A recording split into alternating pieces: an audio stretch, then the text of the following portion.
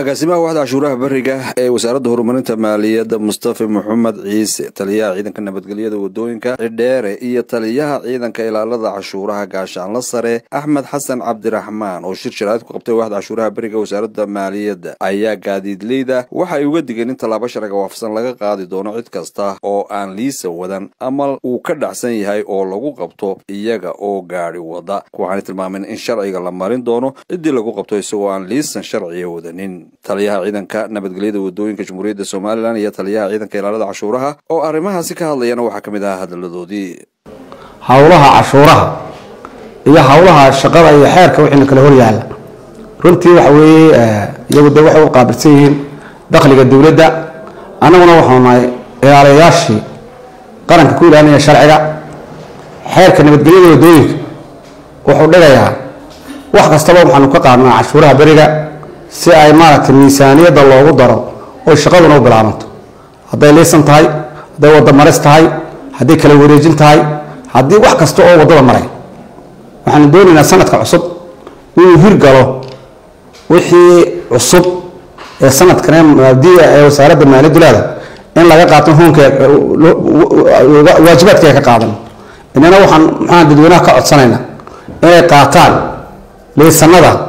iyo kala wareejinta waxyaabaha loogu dara kala wareejintu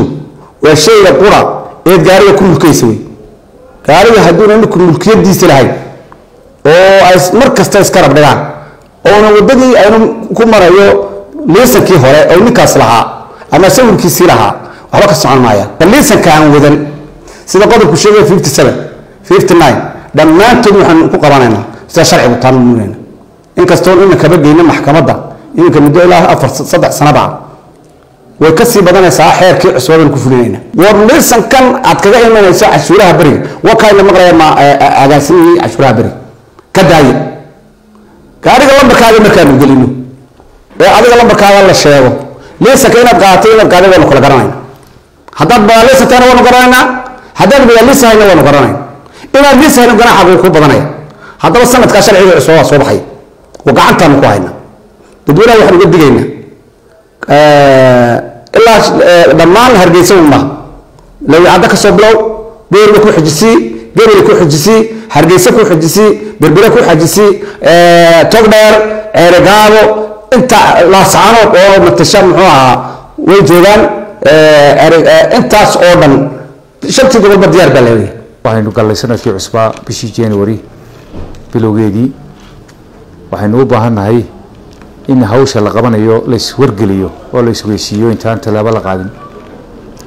waxaan ka codsanaynaa dadweynaha si sharaf looga codsanaynaa oo karaama ku jirta uga codsanaynaa in ay liisamada qaataan liisankii waa diyaar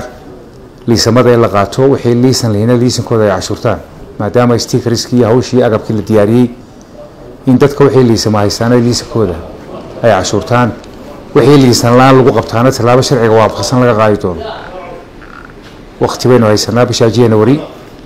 in qof kasta oo muwaadin ah oo reer Soomaaliland uu isku taxallujiyo inuu cashuurto liisankiisa agaasimaha waaxda cashuuraha bariga ee wasaaradda maaliyadda Mustafa Maxamed Ciise oo ka hadlaya ololaha cashuurta liisamada waxa kamid ah dalkiisii runtii sida caadiga sanad walba liisanka waa la cashuuraa waxa jirtay sticker in lagu dhajiyo xagga dambe liisanka oo cusboonaysiin lagu sameeyo runtii liisanka hadii uu dhacsan yahay lama cusboonaysiin karo qofku waa inuu liisan labaad qaataa oo hadii uu 5 sano ay ka dhamaato waa inuu liisan kadib loogu jaraa oo liisan dambe dib u qaataa maadaama liisanka hore uu muddada u shaqeynayay waxa iyaduna xusid mudan inaan la cusboonaysiin karin liisamada buugaagta runtii buugaagta waa laga guuray lafa loo guuray iyagana lama cusboonaysiin karo marka runtii kulankaygana maanta wuxuu daaran yahay oo inaan awoodda lagu saaro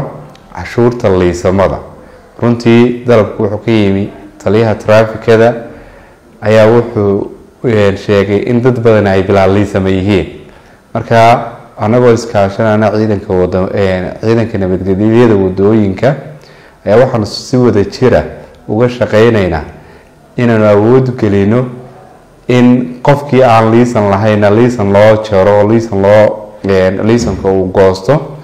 qofka liisan haystaana uu cashuurtii liisanka bixiyo oo cusboonaysiintii loogu dhajiyo. runtii maanta oo ay 6 tahay bishu baynu ololaha wada bilaabeynaa anagoo iskaashanayna ciidanka traafikada iyo ciidanka ilaalada cashuuraha. waxaan si wada jir uga howlgeli doonaa in hawshaasi ay dhammaan gobolada oo dhan inooga bilaabanto. waxaanu iclaaminaynaa in campaign aanu ku dardargelinayna cashuurta liisamada oo keliya inaynu hirgelino.